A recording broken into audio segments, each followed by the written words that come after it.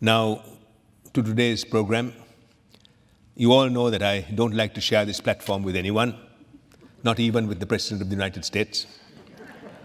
But occasionally, we do invite somebody to join us because they are exceptional experts. And today, we are doing just that. Latin America, our neighbor, has gotten very little attention. We sometimes pay a price for our neglect.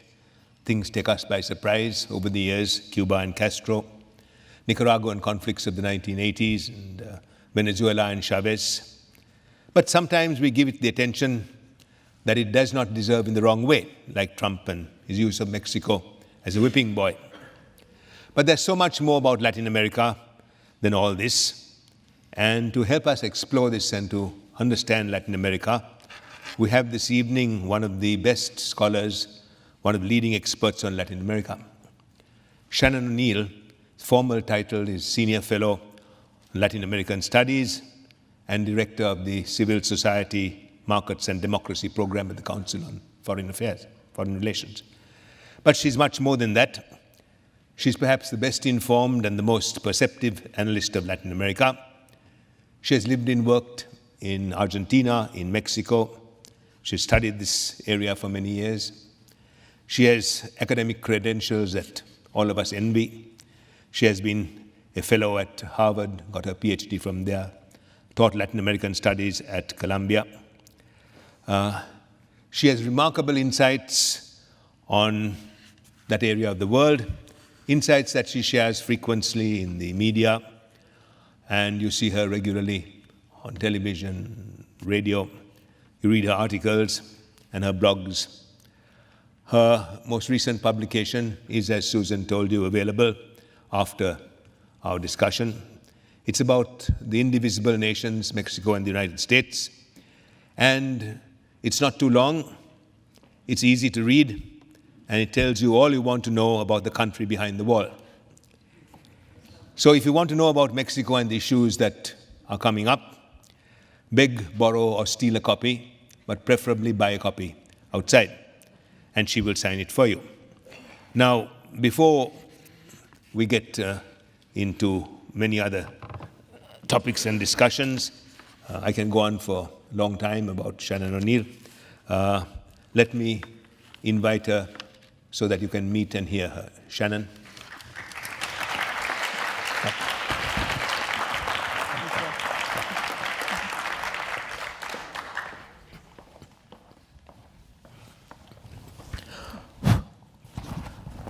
Okay.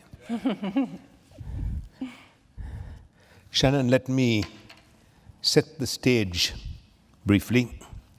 We're talking about Latin American region, which has really 4 zones. The North American part of it, which is Mexico with 130 million people on our border, the 2,000-mile border that's so controversial. There are 7 small Central American countries with a population collectively of about 45, 50 million. The one we know most is Panama. There are 13 countries in South America, very large countries like Brazil, other important countries like Argentina, Chile, Peru, Colombia, with a collective population of about 425 million. And then there are 17 small territories, islands in the Caribbean, kind of attached to Latin America, of which, of course, the most significant are Cuba, Haiti, Dominican Republic, and now Puerto Rico. Puerto Rico, American possession there since 1898, when we got it from the Spanish-American War, voted today hugely to change its status from Commonwealth to statehood. But there's very low voter turnout, 23%, and Congress has to determine whether this is going through or not. So we have altogether about 650 million people, about double the population of the United States, with an economic output collectively of about 40% of the United States. Many of them have been independent for about as long as the United States. So Shannon, my first question to you is this. About 500 years ago, when Columbus opened the Western Hemisphere, the native peoples of Central and South America were more advanced than the native peoples of North America. Then in the past several centuries, large numbers of Europeans and Africans who were brought came to these areas, to both North and South parts of the Western Hemisphere. Latin America has tremendous resources, very skilled people, okay. Great geographic assets, roughly about the same size as America and Canada. Why has it lagged behind the United States in all these years? Well, thank you for that lovely introduction, and thank you for having me here. And that's really the question. And you see the divergence between many of the countries in Latin America and the United States really in the last, not 500 years ago, but really in the last 100 to 150 years. That's where you start seeing GDP growth. That's where you start seeing a divergence. And there are many reasons, but if I had to point to one particular reason, it would be institutions. We look here in the United States, we've had one constitution for coming up close to 250 years. Most Latin American countries have had dozens of constitutions, and even those that have kept their constitutions decide to revise them all the time, right? We can count our amendments. They couldn't even count the number of amendments they have. Many of their constitutions run 300, 400 pages. They put everything in there. So I think that is the big difference. But then the question is, so why do they have weaker institutions, right? Why is this a challenge for the region? And there I think there are several reasons, but let me just throw a few of them out. One is that many of these countries had a very different history of colonialism than I would say ours. Ours, we broke away, right? We decided through a war to break away from our colonial rulers. Didn't they do that? They did do that, but it's a bit of a different process, I think. And even afterward, you saw a lot of meddling continue, whether the Spanish, whether the Portuguese, whether the British, whether the Dutch, other traders and the like.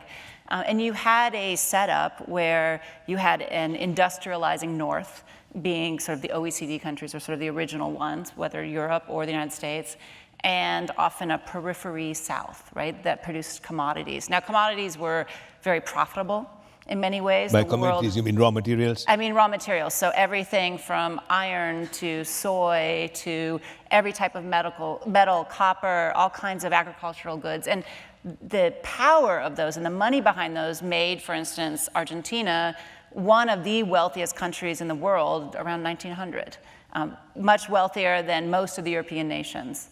But now we see Argentina and the problems that it's had, it's fallen way down the pack. It is probably in the middle of emerging markets, as one says. Who blew Argentina? The Perons? Lots of people did, but they started it off, right? And then they continued. And there is a place where you see this weakness of institutions. You see governments that haven't been able to finish, whether democratically elected or military governments, they never finish their terms. And you see, even if there are rules on a piece of paper, the reality is very different in the way politics works. And all of those breaks in politics, all that fragility in the institutions leads to continuous economic booms and busts that leads to low growth. So is there any sign that they will catch up? Or are they always going to be the poorer part of the Western Hemisphere, always lagging behind? So this is the challenge. Can they catch up? And there have been moments when you believe perhaps they will. And we've seen other countries, other emerging economies that were quite poor, that had lots of problems, like the East Asian countries. You look China. at China, you look at Thailand, you look at Korea. In the 1950s, Mexico and Korea had about the same GDP per capita. South Korea. South Korea, excuse me. South Korea. Yeah, let's leave North Korea out of this. And now it's far ahead. Right now it's become a high-income country, while Mexico has lagged. So I think that difference, that road could be there.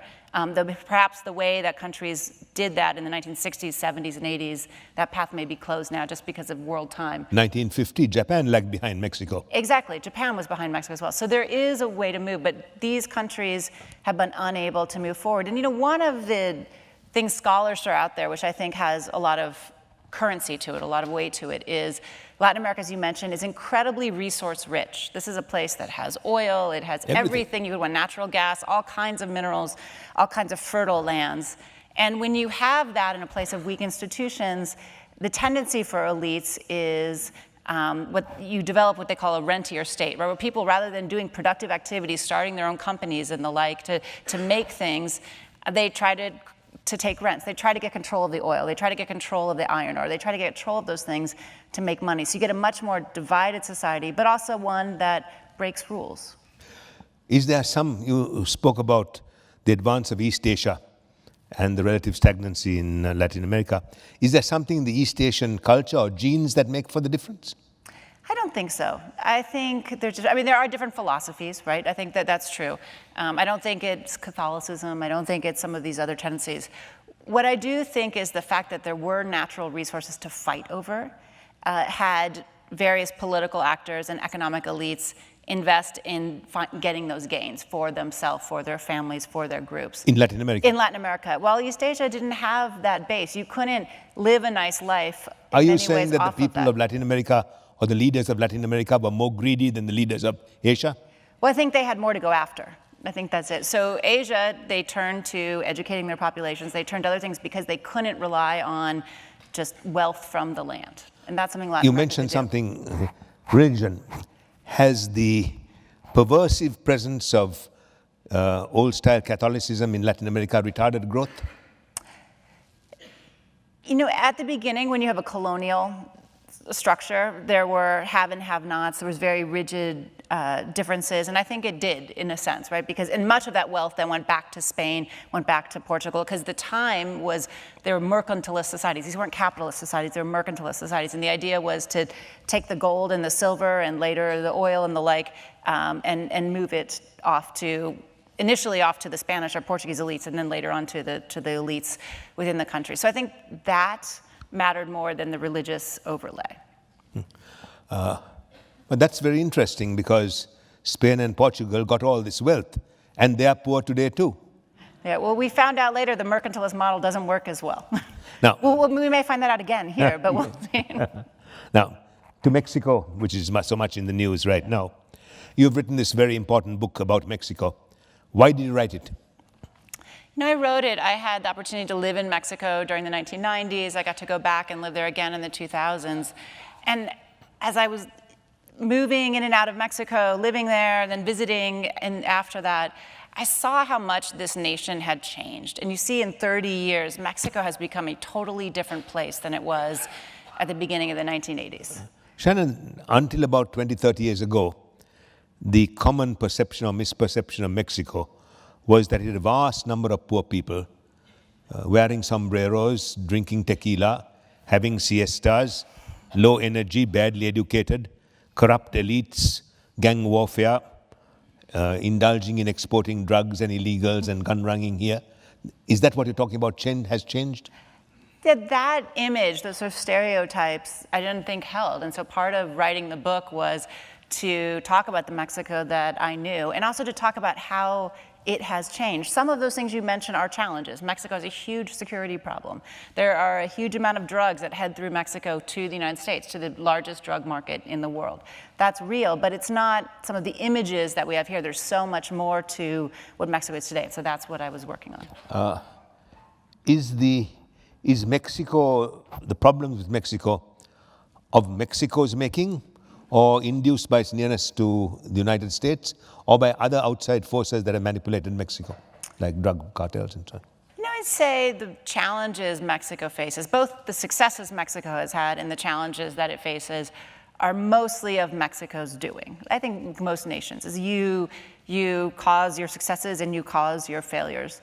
But being on the US border shapes that country, right? We don't think about it a lot here ourselves, but the Mexicans think quite a lot about it and learn about it in school every year, that the United States took almost half of their territory, right? That Texas was Mexican at one point, and many of those other states. And they think about that as they face the United States. The asymmetry of power is something that's prevalent in their politics and in their economics. And so for many years, they were very suspicious of the United States and turned away from the United States. And one of the biggest changes, I would say, over this last 30 years is Mexico turning and embracing the United States. Embracing the United States. So it's embracing us economically, tying their economic wagon to the United States. We're going to work with the United States, and that was NAFTA, the beginning of NAFTA. So you see the development of industries on both sides of the border and a real change in the economy in Mexico based on these new ties with the United States. Embracing the United States means supplying drugs too?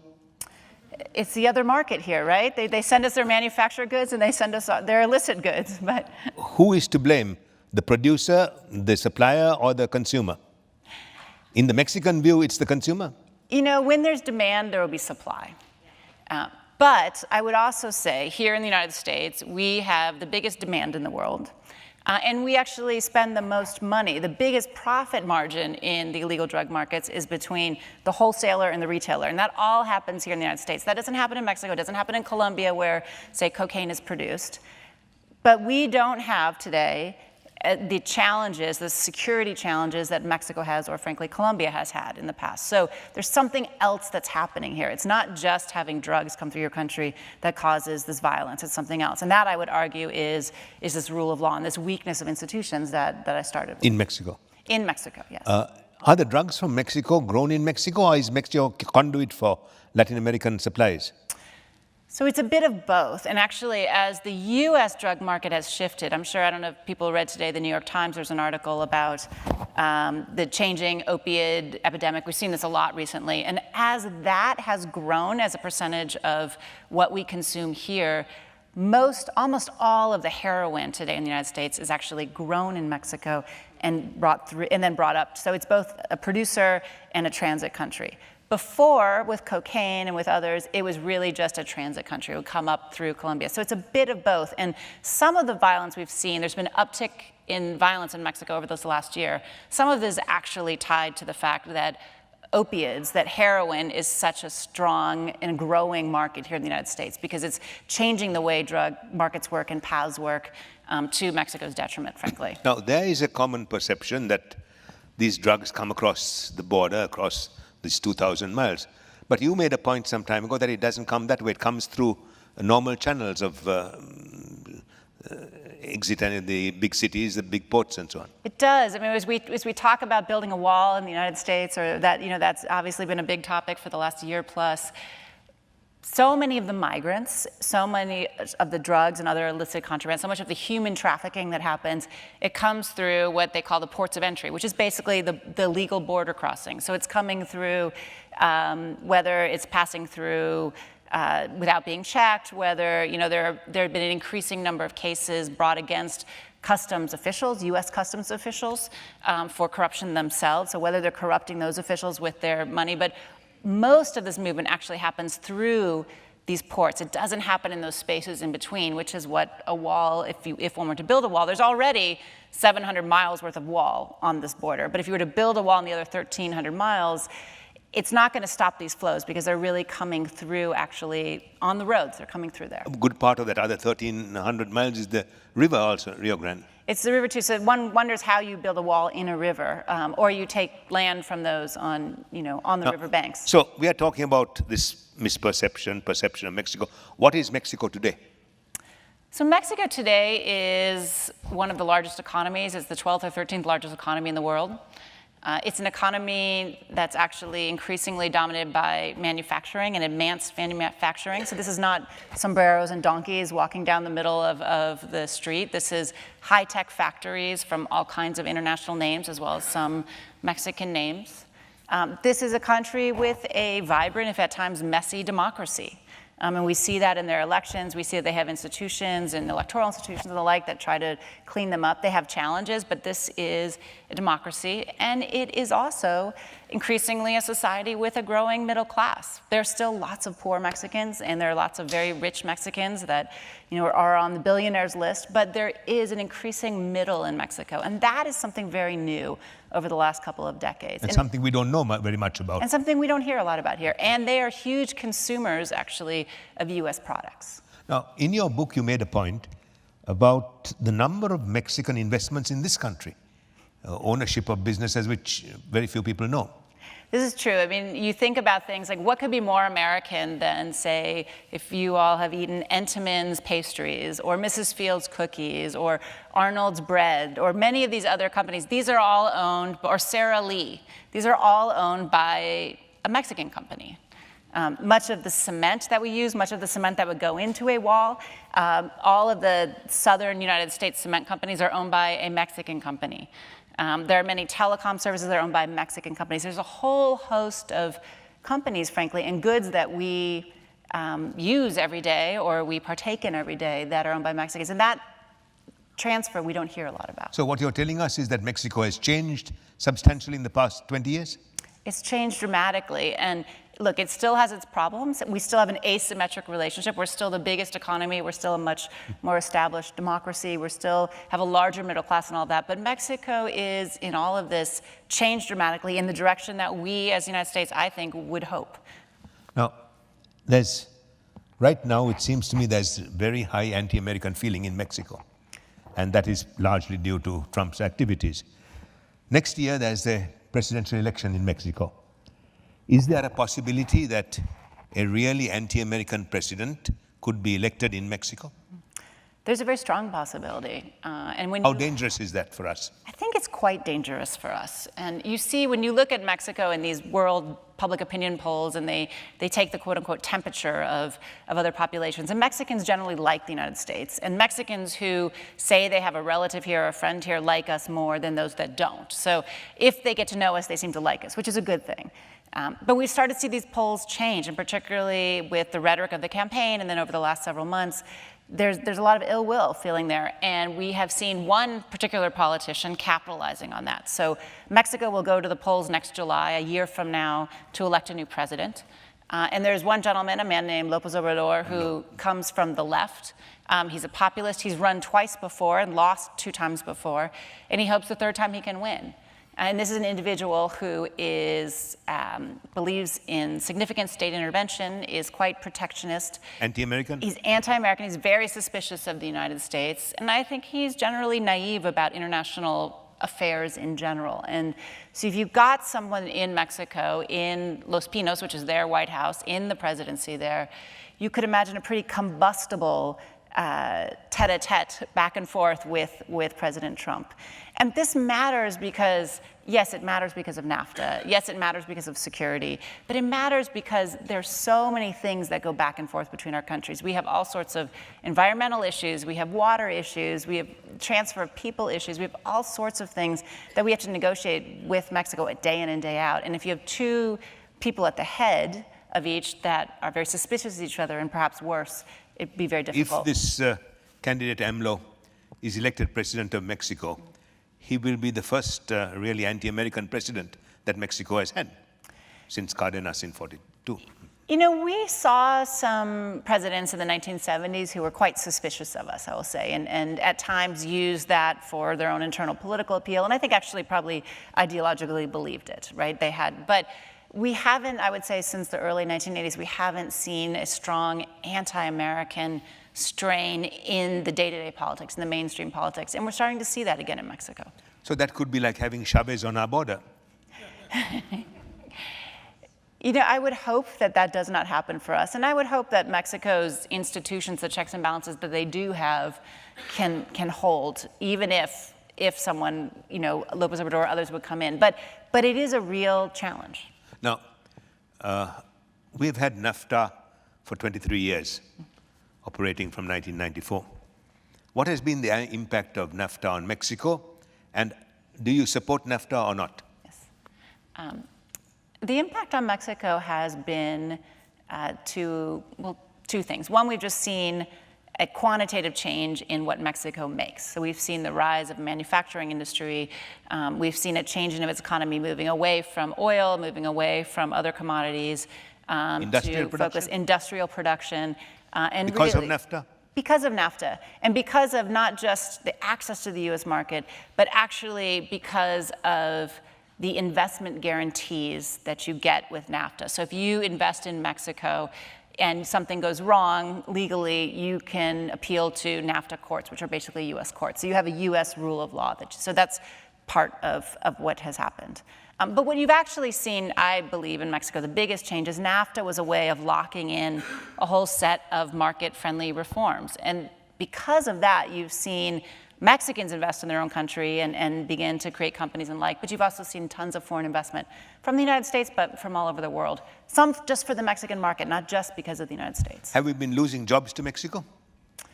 You know, there are some jobs that have gone there, and there are many jobs that have actually stayed or been created here in the United States because of the ties with Mexico. And what we have seen over these 23 plus years is the creation of a North American production platform. So things are made now in North America between Canada, the United States, and Mexico, not just in one country. And this it's becoming one market? It's becoming one market, right? And so you see parts of a Ford Fiesta made in Mexico, parts made here in the United States, parts made in Canada, and then all put together on various sides of the border. And I think the real question, we think about the counterfactual in terms of, well, is NAFTA good or bad for jobs? The question is, if we didn't have NAFTA, how would that Ford Fiesta be put together? Would it be put together just in Michigan?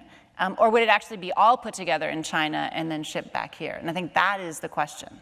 And you know, I think the answer may be some things would actually be totally shipped offshore and you'd lose a lot of factories here. Now, we've heard a lot about these poor children who come through Mexico and are stopped on our borders. And so could you explain that to us, please? From Central America. Yeah, do they come through Mexico? Are they from Mexico? What's happening there? So we often think about Mexican migration, right? And that has been in the campaigns and even today, this threat of Mexican migration. And actually, Mexican migration has been falling for the last 15 years. You're talking about illegal migration. Illegal and legal, both, just general migration. And over the last several years has been either a net zero or a net negative. So there are more Mexicans leaving than coming to the United States. But what we have seen over the last 4 or 5 years is a huge increase in migrants from Central America. And there are many reasons that are coming. They're coming to flee incredible violence. From Honduras, from Guatemala, from El Salvador primarily, those 3 countries. They're fleeing economic desperation. They're fleeing a terrible drought that is going through the region and kicking people off the land where they can't survive anymore. And many are coming up through Mexico to the United States. So they're coming through Mexico? Through Mexico, yes, exactly. So these aren't Mexicans, these are Central Americans, but they pass through Mexico and come up to the United States, and many seeking asylum here because of the horrific violence that they're facing in their home country. And these abandoned children? So many of them are kids, and they are given, especially in some of the towns and places in El Salvador and Guatemala and Honduras, you see kids of 10, 12 years old, and their choices are, at those ages, join the gang, become a gang member's girlfriend, or face terrible consequences, your death or a member of your family's death. And so parents are fleeing with their kids, and they're moving up through Mexico and coming up to our border. And one thing that's happened, we saw back in 2014, if you all remember the pictures, we saw 250, 300,000 of these kids and families, mothers often with them, arriving at our border. Over the last couple of years, we've only seen about 100 to 150,000, so just about half the number. And in part, that is because Mexico is stopping many of these families at their own border or absorbing them into their own society. And that's something quite new for Mexico to face their own, frankly, immigration crisis.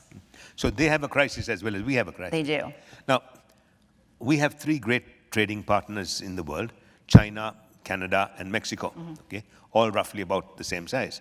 Is our trade with Mexico increasing?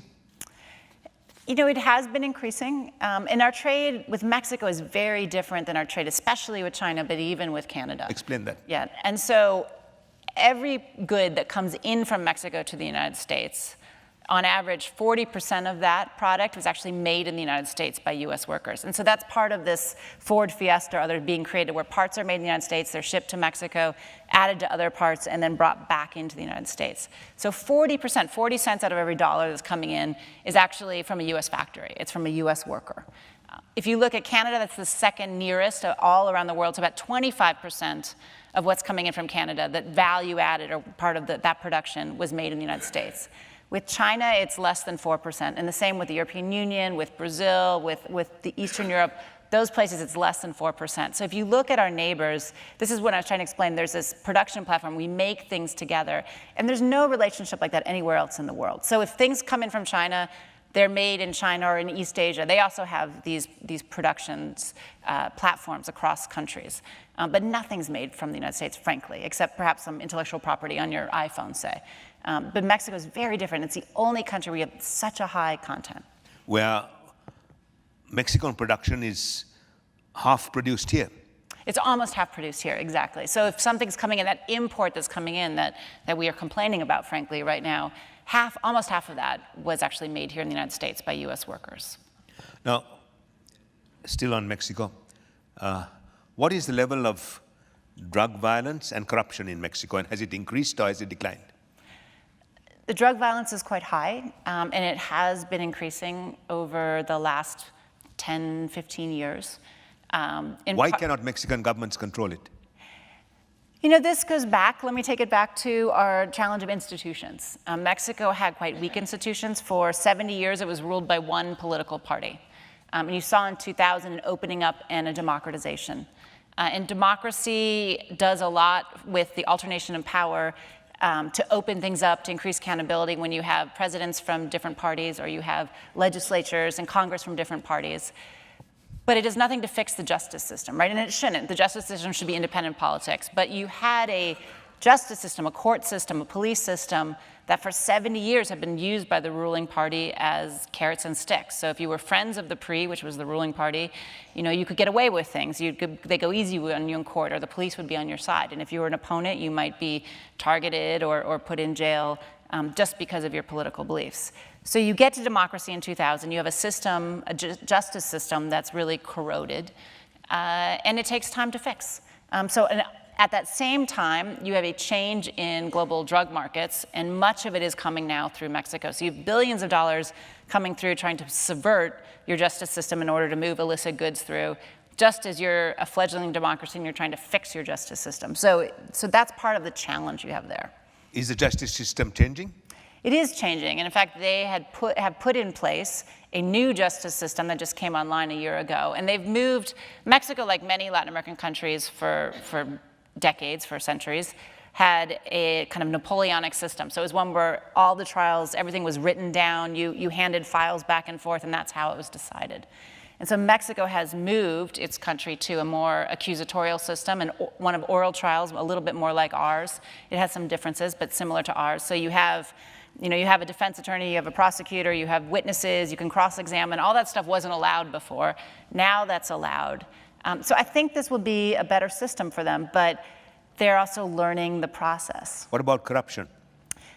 That is, I have to say, one of Mexico's biggest challenges and one of the biggest issues in their presidential election. So yes, the US anti-Americanism is part of it, but I think this is an election that will be decided more on corruption and the general population's disgust with corruption. And corruption has always been there in Mexico. It's not that it just appeared recently. So is the disgust new? I think the knowledge of the depths of it and the feeling of some voters and civil society and organizations that you could perhaps do something about it, I think that's new. Is the social media playing a role in Mexico? It's playing a big role. It's playing a big role. So you have lots of videos of people when, you know, there was a sort of funny, I guess, video that was sent around the head of the sort of consumer bureau. His daughter wanted a table out of a fancy restaurant. She came in and they were like, we're sorry, can't give you a table. And so she threw a big fit. And then she had her dad come and close down the restaurant for, you know, saying that they had unsanitary conditions. And everybody took their smartphone out and took pictures of her, and she became Lady Profeco, and Profeco is the name of the agency. And her father ended up getting fired, right? So there's things there, sort of this abuse of power that used to happen all the time is starting to change because citizens now have iPhones. So you have a basically positive view of Mexico and its development today? I do. I'm glass half full of Mexico. I think it has a great trajectory ahead of it and a possibility ahead of it. But the thing I worry most about is, frankly, this corruption aspect and the level and penetration of corruption and the seeming uninterest in some of the leading politicians and parties in doing something about it worries me. And so yes, you have a pretty vibrant civil society and activists who are using social media and using other tools to try to name and shame and get change, but you haven't yet seen it shift yet. And so I think that's the big question. So among your other worries, are you worried about our present government's attitude to Mexico? I am worried.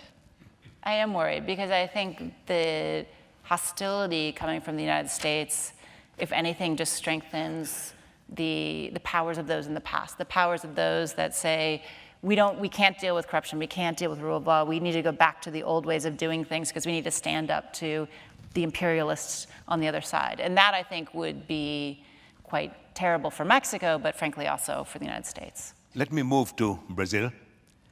This is a country which is 200 million people. It's about the 7th or 8th largest economy in the world. A few years ago, we all thought of Brazil as being the next great power in the Western Hemisphere. They were doing very well. Energy, they had developed ethanol, as an alternative to oil. They were industrially producing automobiles, airplanes, discovered huge sources of oil and natural gas offshore. They had a model program for lessening poverty. They seemed to be extremely innovative and creative in their government, and they really had reduced poverty. Yeah. What has happened? Why has it gone wrong? Part of why it's gone wrong is so much of that was paid for by the commodity boom. And as we know, commodities boom and then commodities bust. And so they spent all of that money and more on many very good things, right? The poverty programs and the like. But then they got into fiscal trouble, and that's where they are today. So that's part of the problem. The other part of the problem for Brazil is that they too had an incredibly corrupt underpinnings here. So even as this money was coming in, and they were sending some into programs that were quite beneficial for the larger population, lots of other funds were going out the back door and/or going to other constituencies, to different politicians or other vested interests and the like. And we've been reading a lot about these. If you all have followed it in the New York Times or in the Wall Street Journal or what have you, just the vast corruption associated with Petrobras, which was the state-owned oil company that's now publicly listed, and the money that was going back and forth between political campaigns and the like. And I do think that this Achilles heel of corruption is part of the reason why you're seeing the economy weighed down. But they've made a lot of progress in reducing poverty in the country. They have. And they did. And partly as you saw a huge boom in the economy, you saw all this commodity money come in. I mean, the other thing that really drove growth in the 2000s was a laxing or opening up of credit to a rising middle class. So you saw, just as it happened here in the United States, and we think about that in the lead up to 2007, 2008, in our own financial crisis, you have huge spending for the sort of lower middle class. So people were buying their first cars and their refrigerators and their blenders, and so you saw huge spending, consumption boomed, and the economy boomed. And you also saw, with that, the need for retail workers, the need for construction and building new malls. All of this expanded and really drove the economy and drove down poverty. But at least that level of it was unsustainable. And so we've seen a recession over the last 3 years now, one of the worst in Brazil's history. And it's this mix of commodities failing, the end of sort of consumption driving the economy, and then these underlying challenges of corruption leading to many parts of the economy, particularly the oil part of the economy, as well as construction part of the economy, just freezing up as these court cases go ahead, because no one will do any business with the companies that have been accused, and most of them have been accused. So what about their political system? So many of their political leaders are in prison or under indictment right now. So the big difference— the president has been removed. Exactly. The big difference, Mexico has corruption problems and no one has gone to jail, or very few, and no one's touching that. Brazil is almost the other extreme, where you have seen a group of dedicated prosecutors and judges, very independent, taking on the untouchables, right? Taking on members of Congress, taking on the biggest business elites and putting them in jail. Taking on, it looks like at least some are trying to take on the current president and take him down as well. Probably all justifiable, right? The cases have been pretty airtight, and when they're appealed, very few are ever overturned because there is a lot of evidence there. But it is causing a paralysis that, when your economy is in recession, is difficult if you can't make any reforms. What are the prospects for Brazil in the future? You know, could it be a great power in the Western Hemisphere as we thought it would be?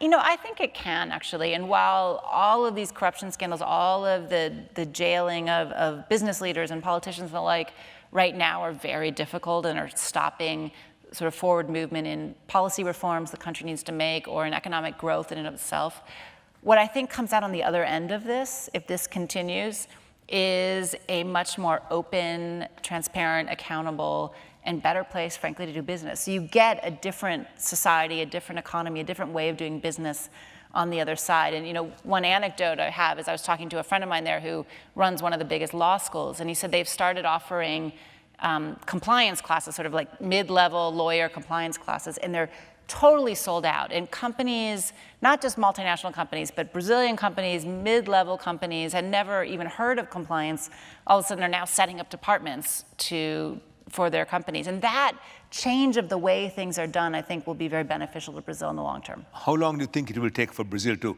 recover what it has lost recently? 5 years, 10 years? I would say a decade. Now, you may not know this, but Dr. O'Neill is also a kind of expert on corruption. Not in a personal sense, but she's studied this, and she knows a lot about it, and also about globalization and supply chains. Corruption. We've been talking about corruption in Mexico and Brazil, and we've heard so much about it in Latin America. In the past few years, there have been extraordinary number of prosecutions for corruption, of punishments of leaders for corruption, of law cases against the establishment. Is this for real? How did it happen? It is for real, and I think this is a good trend that's happening, and it comes out of several reasons, sort of some longer-term reasons, some much more immediate ones. And the longer-term ones are the democratization in Latin America, and with democracy, you tend to get a freer press. With democracy, you get different political parties, and it's useful when you're competing for the votes of others, or you come into office to uncover the misdeeds of people from the other party. So there's some political incentives there to expose bad behavior. With democracy, most of these countries, almost all these countries, have passed Freedom of Information Acts, which they didn't have before. So now as a citizen in most countries, you can go and find out what the budget of your town is and what contracts they've signed with whom. You know, that road that's not being built, you can find out who's getting paid for it and how much they got paid or not. And that was information you could never find out before. So you've seen all of those. And then also with justice reform, reforming of the courts that we've seen. I talked about a bit in Mexico, but we've seen justice reform in many countries across the region. Many of these reforms, they have given prosecutors tools they never had before. So they've given them the tool of plea bargaining. They've introduced in some places RICO statutes, which were used in the United States and used in New York to go after the mob and the like. So create conspiracy. So these tools, for instance, plea bargaining has been used in Brazil significantly. It allows you can catch the person with the bag of money, but you can give that person a deal so that he tells you whose money that is and why you were there. And that's how they've been able to go after some of the biggest fish there. But this is a big change, because how are the prosecutors themselves immune from corruption? They're not necessarily, but we've also seen a change in many of these countries. Brazil is the best example of this, but others have done this as well. They've changed the sort of civil service career path. And so Brazil was under military dictatorship until the mid-1980s. When it came back in the mid to late 80s, they started creating a new path for prosecutors and judges to enter the service. And so you had to take a test. It was a merit-based test. And if you passed the test, then you basically got a lifelong career and a great pension and all of that. If you didn't pass the test, you don't get to be a prosecutor or a judge. And you started having thousands and thousands of people apply to take this test for 50 seats, 100 seats. So you get the best of the best. And so that initial classes started in 1988. You see them sort of move their way through the process. The older judges and prosecutors, they've moved on. Many have retired. So now, almost 30 years later, you have this whole set of very talented, very smart, well-educated, many who have gone to school here in the United States or spent some time here in the United States. And those are the people that are taking over the system, and those are the people that are prosecuting today. So it's a different type of person than it was. So that's in the past. A huge change. It's a huge change from the past. Will it last into the future? I think it will last in Brazil. Other countries, I think it's been more uneven. Now, to get to another subject which has engaged us for years, Cuba. Yes. Okay. What is happening in Cuba? Is the Castro era ending? Will it be different as it changes? And what is the impact of Trump's approach to Cuba as opposed to Obama's approach to Cuba? Well, we have yet to see Trump's approach. He is supposedly going to announce something this coming week or in the next week. And many feel he will roll back some of what Obama did. And Obama basically made the bet that, for 50, 60 years, we have had this embargo, we've stopped the back and forth of people, of goods, of services, of financial access and the like. If we open those things up, we're much more likely to get democracy, to get freedoms and the like than we have. Let's try a different approach. So he did all sorts of things, allowing relatives to travel there more often, allowing average Americans, if you say you're going on a people-to-people exchange, you can go down, allowing US flights to go back and forth directly. You don't have to go through other ports, allowing cruise ships, allowing all of this back and forth. And the real question is what Trump will do. But it sounds like some of that will be rolled back. And in part because there are many hardline, a few, but they care a lot about this issue very passionately. A few in Congress, both senators and representatives, many from Florida and the like, who want this rolled back. And I don't think he cares as much. So I think we may see a pullback there. Do you think the Obama policies were having an impact on Cuba? No, I think they were. I think the... Yes. The Castro era is coming to an end. Can the Castro system continue without the Castros? I believe it can. I believe it can. And when you look at the Cuban sort of Central Committee, you look at the people there. Raul is still there. Obviously, Fidel has gone. Raul is Fidel's brother. Yes, Raul Castro. He has been the president, the head. He's about to step down from that role. He's 85. He's no spring chicken, but he will continue as the head of the Communist Party there. So he will have power. And he, through decades, has always been the head of the military there. That was his role. Fidel was sort of the head of the party, the head of the nation, but Raul was the organizer, the administrator, and the head of the military, which has a very important role within the whole system. So, but there's a whole cohort of people who grew up, who are strong in the government, who are in their 50s, who are, or even younger, who believe in the path that the Castros have gone. There are reformers. There's a lot of schisms within, and in fact, Raul Castro, many believe, is actually more of a reformer, more about opening up to the United States, had been the one who was pushing for the détente and then finally the opening with Obama over his brother, over others within this group. And I do think if Trump rolls back parts of the effort, those who were against the initial opening will see, you can't trust the United States, see, we're pulling back. And Cuba right now is actually in a recession. They're having an incredibly difficult time. Not as bad as the 1990s when the Soviet Union fell and they went through what they call the special period because it was so difficult economically. But a pretty difficult one, and in part because of what's happening in Venezuela, which has been their biggest patron for the last decade. So what you say is somewhat contradictory. If you think that Obama's policies were going to help, and yet there are a very strong group of people who don't want those policies to succeed in Cuba, which will win, the old-style policymakers in Cuba or the Obama approach? Well, the Obama approach depends on what Trump does, right? Obama approach can be undone because it was done not by legislation, it was done by executive orders. And so you can pass new executive orders. So that depends on what Trump decides to do. Within Cuba, you still have politics trumping economics. And Raul and the others who were trying to reform and open up were starting to lean on the economics. So I think you could see a pullback where political control matters much more than the economic well-being of their people. Will there be an uprising in Cuba, something like Eastern Europe? I think that will be difficult to have happen for a few reasons. One is the time frame, and so many of those that are, you have in Cuba, you have sort of the, the choices of you have exit, voice, or loyalty. And Cuba has smartly allowed those who are disgruntled to leave. And those who are disgruntled have continued to leave. This may change because in December, actually, Obama stopped what had been a decades-long policy called wet foot, dry foot, where if you ended up at the Mexican border, you ended up on the shores of Miami, you were in and you immediately could stay here. That's ended, so Cubans are now like any other immigrant, whether from Central America or Mexico or China or what have you. But for so many years, those who were disgruntled could just leave, and the Castros let them leave. So you don't have that bottled up anger, opposition that you might have in Eastern Europe, where the wall really was, a wall. So you think that if Obama's approaches continued, there'd be significant change in the Cuban-American relationship? To me, we tried something for 50, 60 years and it didn't work, and it's time to try something else. And my feeling is when people are exposed to other people, when you have access to information, I mean, partly when I look at the changes in the other countries in Latin America with the opening, when you look at these anti-corruption fights and the like, it comes because people have information.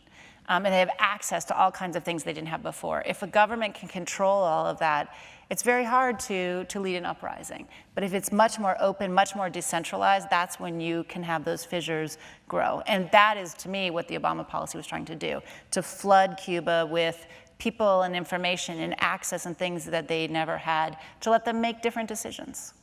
Let me switch to Venezuela. This is a significant country with large oil reserves. It's 30 million people. It came under the control of Chavez for about 15 years, 98 to 2013. His successor, his deputy, is now in charge. And you have testified in Congress recently about the condition of Venezuela. Tell us what you said to Congress. Venezuela is really the tragic story in the hemisphere. And you see an economic crisis.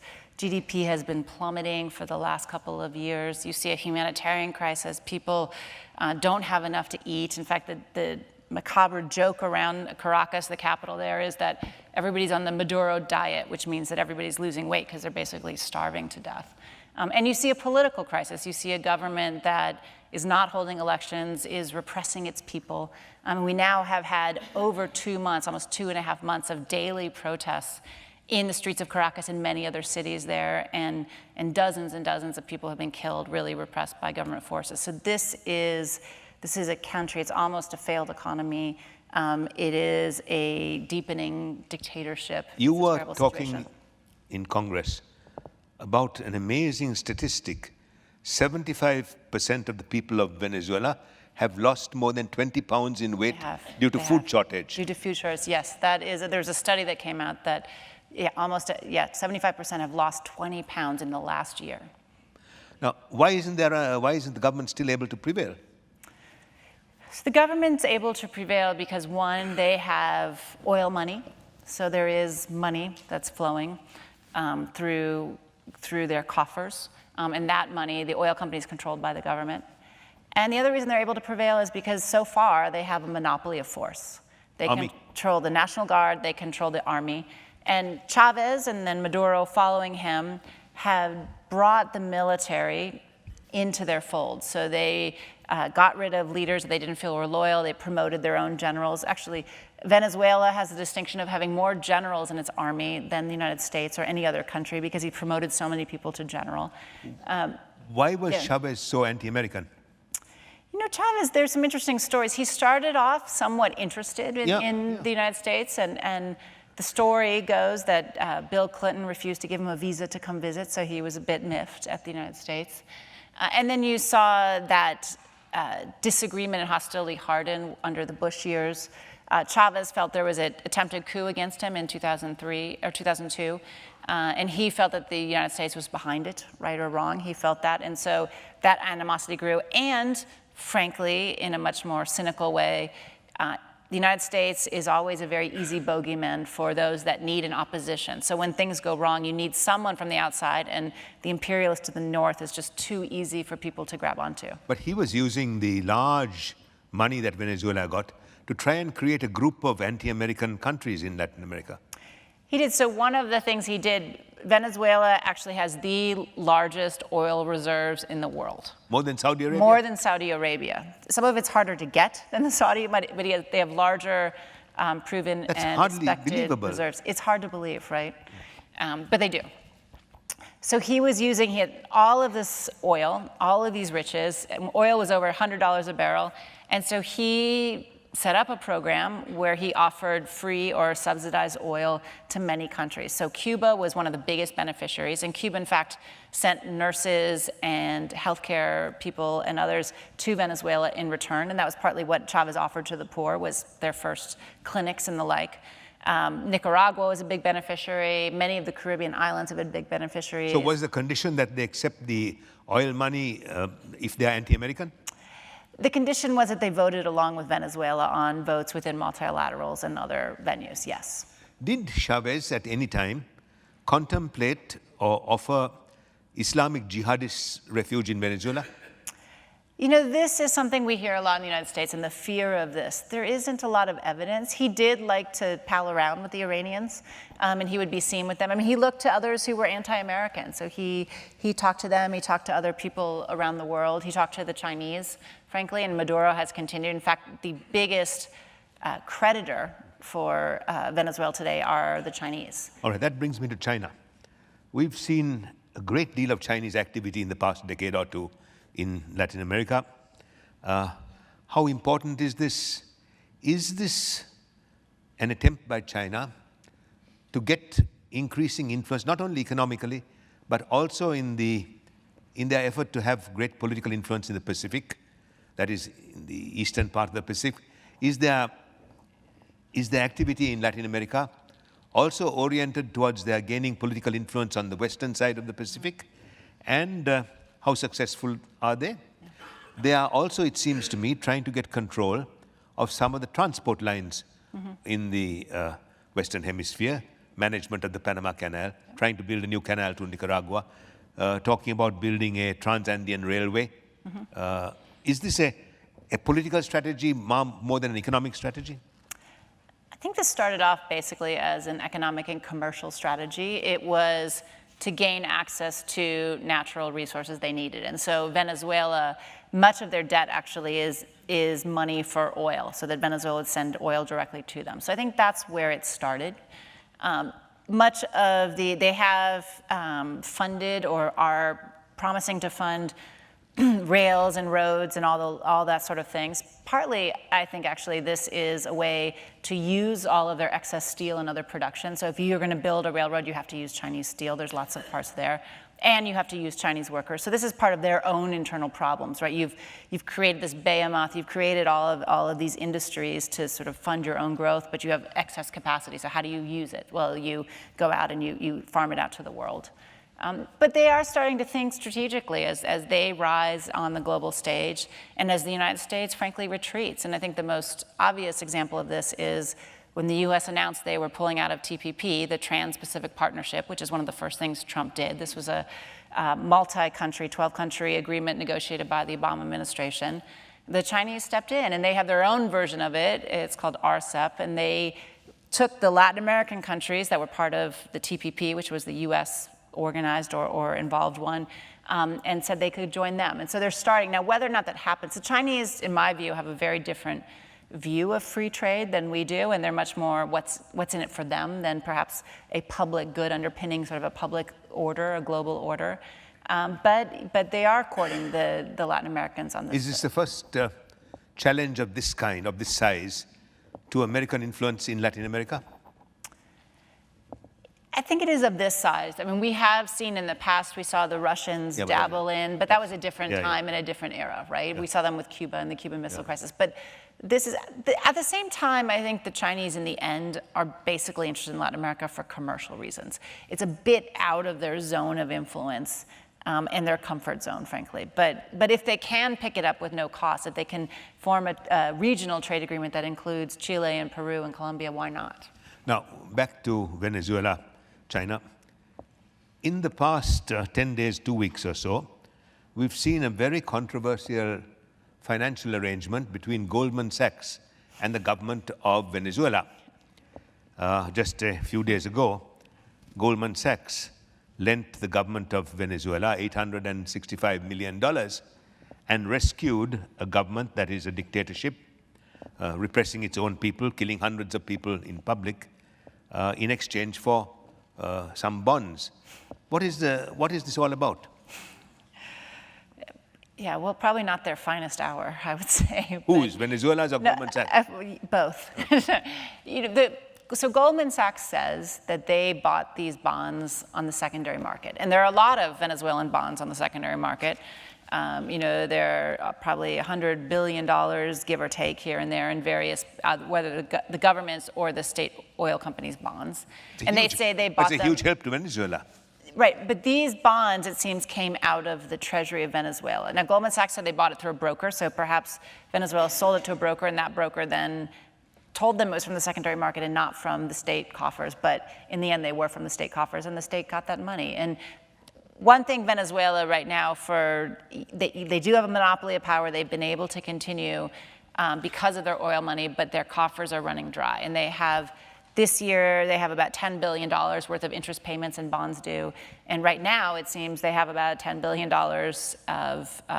of reserves. So this is a huge help. This is a huge help to them to sort of keep it going. And Venezuela doesn't want to default on their debt, because if they default, you could see creditors then going after the oil that comes out of the country, and that really is their lifeblood. So they're scared to death of that. And one of the reasons that Venezuelans are starving is while oil prices have fallen, and production has also fallen there actually, as less money is coming into the country, they've decided to pay their creditors and not import food, because almost all the food now comes from other countries. So we've seen a huge reduction in just the amount of other products, non-oil products that are coming into the country, and that has, you know, it's food, it's medicine, it's sort of basic goods that people need. So the purchase of these bonds would help the Venezuelan government? It will help the Venezuelan government, yes. Now, Shannon, you studied the world economy in great detail, especially supply chain. Could you tell us, in your view, what is happening in the world economy, say in the past decades? Many people feel there's been a stunning change in the world economy. You followed this. What do you think about it, and what do supply chains mean in this? Well, so I talked a bit about how Mexico has transformed over those 30 years. This is part of a broader global transformation in basically the way we make things. And Mexico has been a big part of this. The United States has been a big part of it. And where we used to make things often in one place and then send it out to another country, today things are made everywhere. They're made across nations. So one part might be made, for instance, you know, you think about an iPhone. So Steve Jobs and those in Apple, you know, the intellectual property comes from Cupertino, but then there's parts from South Korea and Japan and Taiwan and Europe, and it's all put together in China and then shipped back here or shipped all over the world. And almost every product is done that way today. And so it's changing. When did it start? So it started in the 80s into the 90s. And part of it was information technology. So all of a sudden you could call someone up, you could fax someone, you could communicate with someone on the other side of the world, not just through snail mail, not just through very expensive phone calls. You could have that back and forth you never could before. So what is it doing to the world economy? So the world economy, it allowed the world economy to grow. And you look at from the 1980s and 1990s through the 2000s, trade far outpaced economic growth. It was the engine pushing economic growth, but it also outpaced it. That was the thing that led to global growth during those years. Okay. That has started to slow. So the last few years, we've seen trade be less than global GDP growth. You know, part of it was we were all recovering from a recession and we stopped buying so much stuff. Frankly, right, we're digging ourselves out of our mortgages and the like, particularly in the United States, which is the biggest consumer economy. But in part, I think there are structural reasons that are starting to change. We are seeing, while for many years it was very helpful to make things in different parts, in different countries, all of a sudden with automation, with new technology, with logistics costs, with all these sorts of things, it became not as important in the kinds of things we make to have cheap labor. It became much more important to be near clients, to be able to service them. And we had machines that could substitute for that labor. So robotics and like. And so we're starting to see that shift. And one interesting, back to sort of thinking about Latin America, we talk about global supply chains, or if you are in this world, you start talking about these chains. But it's not as if things are going everywhere around the world for each car that's made, or each whatever product it is, this mug or telephone and the like. Actually, we have sort of 3 regional hubs. So one is around China, it's an Asian one. One is around Europe, with Eastern Europe providing sort of the cheaper labor part. And one is North America, right? And we have been able to compete vis-a-vis the Asia one, vis-a-vis the European one, precisely because we have these neighbors, because we have NAFTA, because we have this ability to go back and forth between those 3 countries. Will the global economy ever go back to what it was? Is this unstoppable? I think it's unstoppable because we like our fast fashion, we like our iPhones, we like our consumption, but it's going to change. right? And we talk about automation, we talk about the rise of robotics and the like. That is going to change the way things are made, the way things are produced, the way we buy things. It's going to change somewhat. I mean, one thing I would say is the global economy is always changing, but we're not going to go back to, local production? The artisanal. I mean, we may in Brooklyn, where I live, but that's not going to be what powers the world. That's not going to be how the world can. So what is it going to do to the future of employment? We have seen several industrial revolutions before, right? We've seen these shifts before, and there always are disruptions, and people that make certain goods, the story of, the buggy makers and people who take care of horses, not so many anymore. But we've always been able to create jobs, new and more jobs than in the past. And I have some faith that that will happen again this time. If you look back, nobody thought about, iPhone app developers being a job 10 years ago because there wasn't an iPhone 10 years ago, right? And now the disruption around that is incredible. And that is something that the United States and countries all over the world are going to have to grapple with, and I don't think we're doing a particularly good job so far. But I do have faith that we will see a transformation in the economy, and there will be work and activity on the other side of this. Are you being too optimistic? Because all previous changes like this have created large numbers of jobs. The technologies of today take away jobs. There are a lot of studies that say they take away jobs, but what it really comes down to is they take away tasks. Take away what? Tasks. So they take away parts of your jobs, but they don't take away full jobs. And so there have been several studies by McKinsey and by others that say probably somewhere between 45 and 50% of the work that we all do could be automated. But only about 5, maybe 10% of the jobs could be automated. And so the difference in that is, today you used to have, big ledgers where you would write down every purchase that was made, and that was someone's job. And today we put into Excel spreadsheets, and who knows what the next product will be. But that job didn't necessarily disappear, right? The bookkeeping, that job did, but the work didn't change, right? The task changed, but not the work. And so what I think it will give us is much more space to think creatively. There'll be other types of work, but that not everyone is going to be able to do those with the way we set up our society today. As the tasks change, those who did the previous tasks become unemployed. The new task makers are wholly different people. Are wholly different people. So how do you help those? What about the displaced people? I mean, that's going to be our biggest challenge, frankly. And I don't think. So how can you be optimistic if that is our challenge? Because we've seen people move out of this in the past before, right? You look at the past generations, you look at the advent of electricity, we don't have any, people who hunt whales or make candles anymore, except for, lovely dinners at night, But, so those people, yes, the candle makers went out of business, but their children found a different job, right? And I think that's going to be our challenge. So how do we take a generation that did jobs that are going to disappear? The other thing is the rise of automation, the rise of robotics. This is also an economic calculus. It's not that we're going to turn around 2 years from now and every single thing is going to be automated. And so you look at the US economy today, and yes, we have seen a growing number of robots.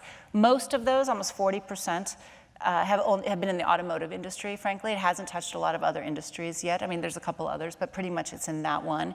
It's experimenting in that space. I think our Treasury Secretary said at some event that he didn't believe robotics was going to come for 100 years. I think he's wrong. But I don't think it's going to be 5 years. I think we're going to have some time to adapt along the way. And it's going to be a shifting of the types of work that are out there. It's not going to be the wholesale destruction, I don't think, of entire industries. But this is something, but we will have people who will be structurally unemployed. And we already do have people who are structurally unemployed. And how do we deal with that challenge? Shannon, for most of human history, horses were an essential part of society. You couldn't do without them. They were enormously productive. In the past 50 years, horses have vanished as a source of energy. Yes. Are human beings going to become like horses in the future? Dispensable? I don't think so, because I think our economy is wrapped around humans.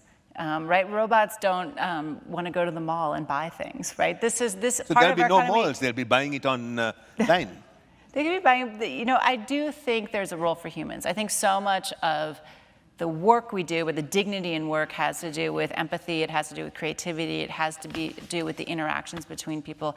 And all of that will continue. But I do think many routine jobs will go away, but the routine tasks, the things within our jobs that can be taken by machine, that can be done by computer, all of that will happen. So we will have to find a role for ourselves, a professional role for ourselves, that involves much more what it is to be human. But are we doing that now?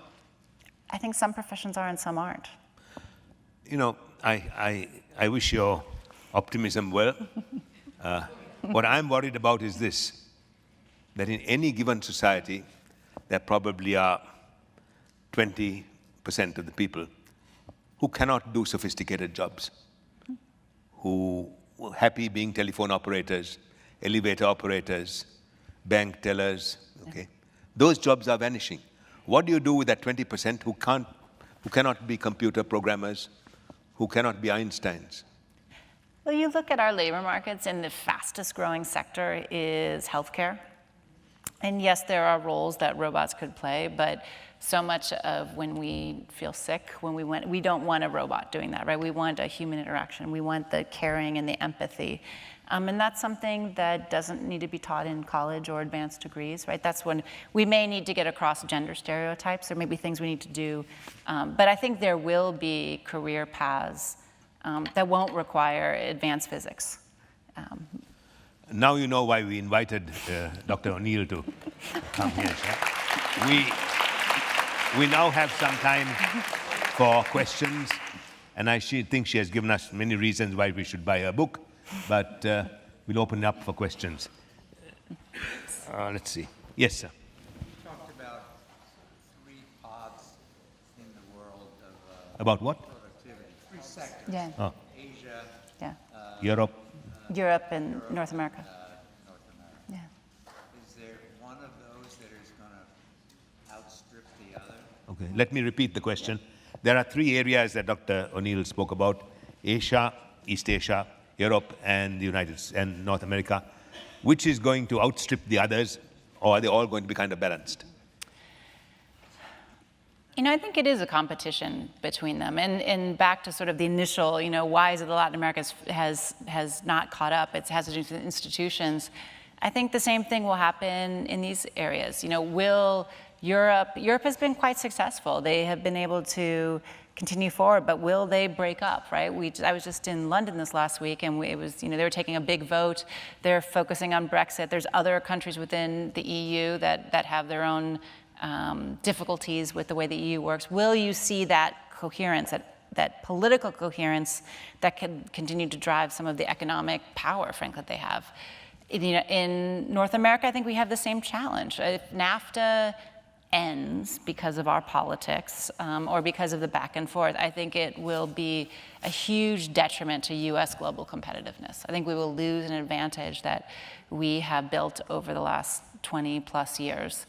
Asia, for all of China's rise and all of the amazing growth that we have seen there, that is a country that has incredible problems today. There's a huge indebtedness, and right now the way they have chosen, they're very concerned about their politics too. She is, the leader wants to maintain control. And politics matters more in some ways, but economics drives that. So they're piling on debt to drive the economy when there isn't some of the consumption or other aspects there. So could you see a huge economic hard landing there? Could you see a political crisis? I mean, we'll see. They've been very successful so far. But Asia has its divides as well. And so you're saying they're overborrowing? They're overborrowing, yes, definitely. And they have huge debt levels. And many people say, well, China's different because China is, 1.5 billion people and it's this powerhouse and it's grown. But, debt is debt. And after a while, somebody needs to pay it. Are we overborrowing? Compared to China, no. Right? We actually have been pulling back. I mean, we have our challenges there, but we've been sort of rationalizing a bit, particularly vis-a-vis places like China. So you think that debt can pull China down? I do. Like you said, it pulled Brazil down. I think debt can. I think you can read, and also you look at the investments they continue to make based on debt, and they're not as productive as they used to be, right? China doesn't need another city. It doesn't need another road. They have overcapacity in steel. They have overcapacity in cement. They have all of these investments they've made, and they haven't been able to find the consumers yet for those products. So as they're trying to move from a export-dominated economy to one that's based on consumption, more like the United States, it could be an easy transition or it could be a quite bumpy one, and that's what we have yet to see. But I think there's this challenge on the debt side. Yes, sir. Yes, sir. In regard to Mexico and Central America and their problems of gangs, violence, corruption, which leads to emigration to the U.S., how much is that the fault of the United States because of an insatiable desire for drugs and other aspects? How much are the problems there caused by our demand? Yeah. Yes. No, I think you addressed that one. yeah, it's a challenge, right? And the money from drugs that goes back definitely is there to corrupt the system. But I would say in all of these countries, Mexico, but even the Central American countries, that a lot of it comes down to their own decisions, right? And their own corruption, their own lack of rule of law, their own inability to put into place these sort of strong institutions. The one thing I would say on some of the Central American challenges, drugs are an issue, but actually we have played a role in some of the violence in Central America, particularly El Salvador, Honduras, and some of Guatemala, in that we had waves in the 1980s, early 90s of people coming to our country. Many of them came here, joined gangs here that were formed here, not in those countries, but on the streets of LA or other places. And then when they end up in prison, we would then deport them. So we were sending back to countries sort of hardened criminals that had formed gangs here.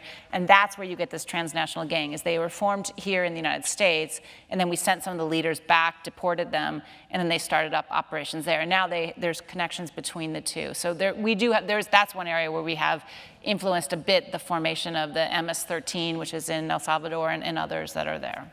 Yes, ma'am. Yes. Decades ago, we supported some of the military right-wing governments in Chile and Argentina. Yeah. I'm curious to know if their education teaches these young people about that era, and also if that could be a nationalistic problem that we might have to face in the future. Sure. I mean, most people in those countries do know that, and that's something, for instance, Hugo Chavez was playing directly on, right? The United States did intervene in these countries. We did support military dictatorships. And so Pinochet in Chile. Pinochet in Chile, the Military in junta, Brazil. the military group in Argentina, in Brazil. And so that is something that's learned, and that's also some of this suspicion, right? There is a history there. It's not as if they're making this up, right? The left in Latin America is making up some of this. A lot of it is historical. And, you know, there was a comment when Obama first went to the first Summit of the Americas. It was one of his first big events when he first became president. And the president of Nicaragua stood up and started talking to him about what had happened in the 1960s and 70s. And he said, well, thank you so much. It's very interesting, Mr. Ortega, but I was only 5 at the time. So, you know, there is something to that, right? We have new leadership, and they bring a different set of sort of baggage and the like. But that's something that does hang over these conversations, and is something that we have seen time and again leaders who find it useful do exploit.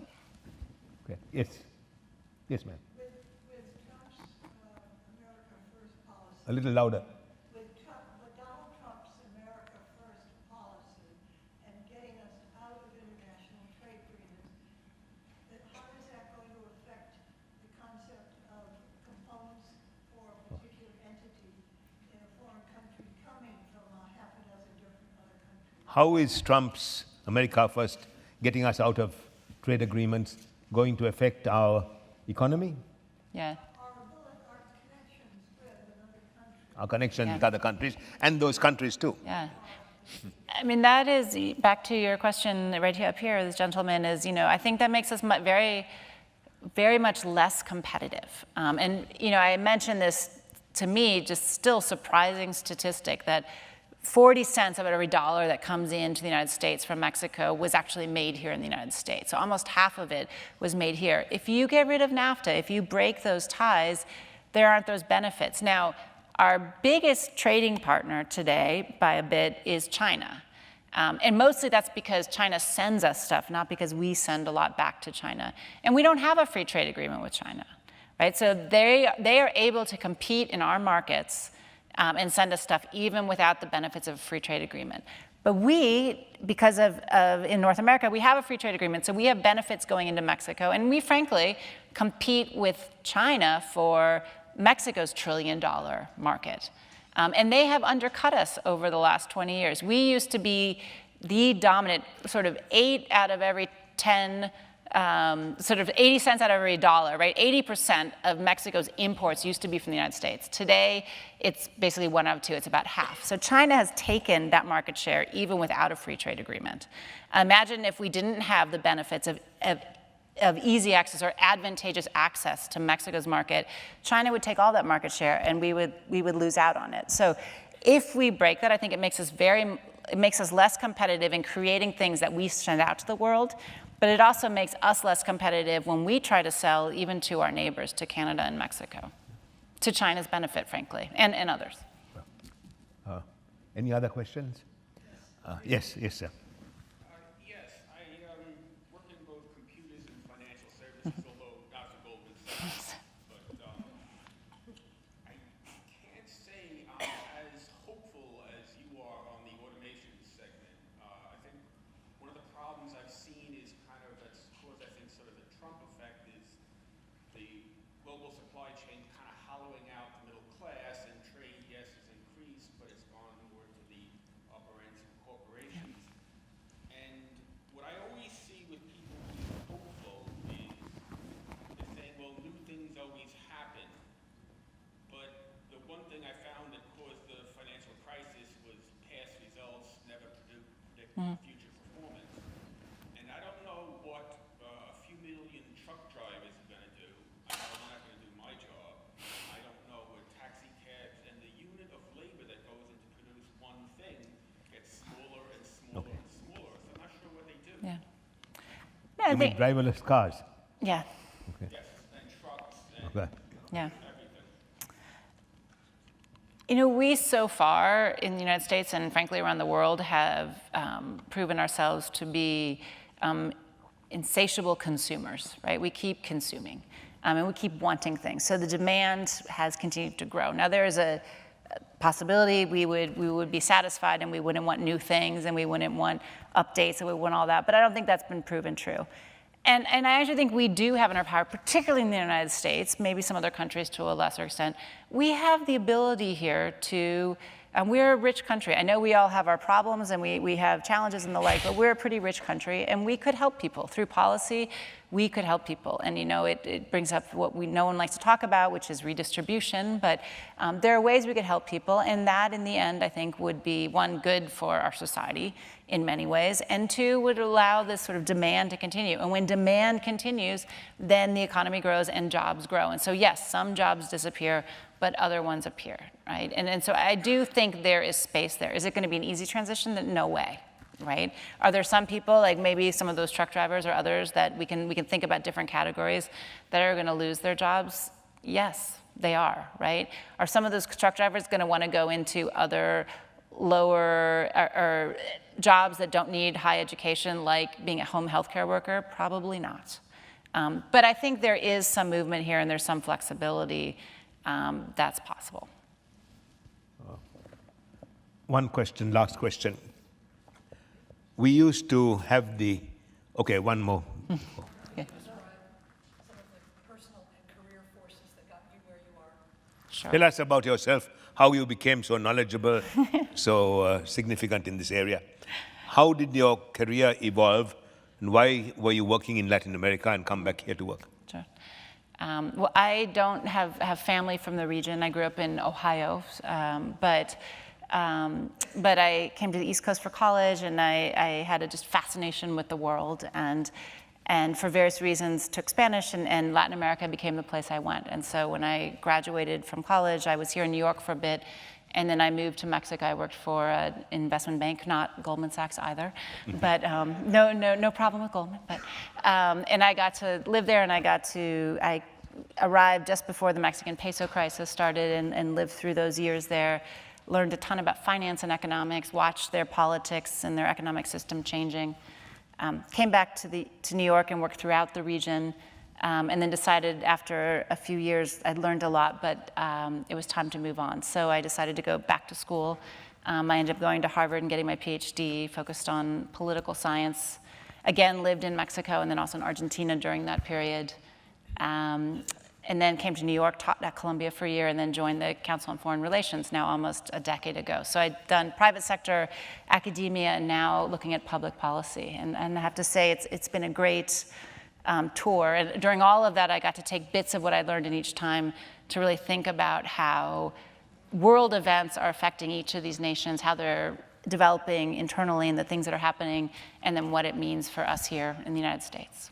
That tells you why she has been so engaging this evening. Thank you for coming.